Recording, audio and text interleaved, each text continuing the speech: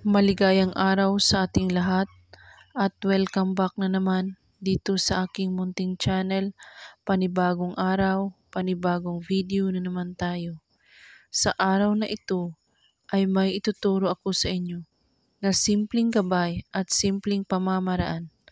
At kung baguhan ka sa channel na ito, ay huwag kalimutang mag-subscribe at i-click ang notification bell para lagi kayong updated sa mga bago kong videos na i-upload.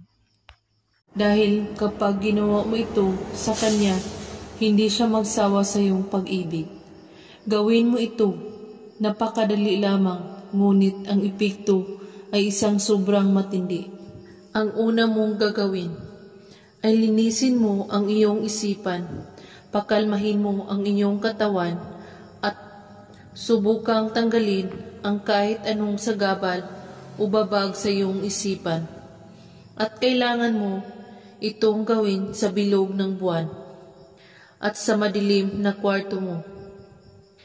Pumunta ka sa iyong kwarto na madilim at umupo ka at sambitin mo ang pangalan niya ng 3 beses.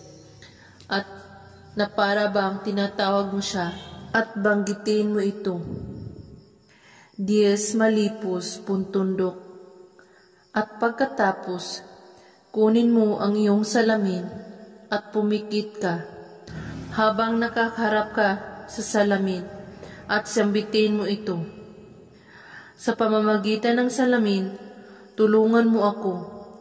Ito lamang ang aking hiling na siya ay aking maangkin at ibigay siya sa akin.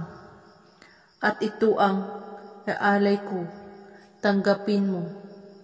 At pagkatapos ay magsindi ka ng kandila at sambitin ito muli ng 6 na beses, kasabay ang pangalan niya. Alimangali, Zor, Ritya.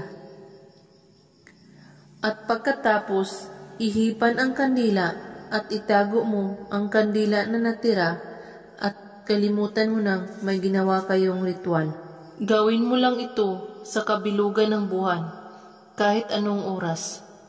At kung may katanungan po kayo ay magko-comment lang po sa baba.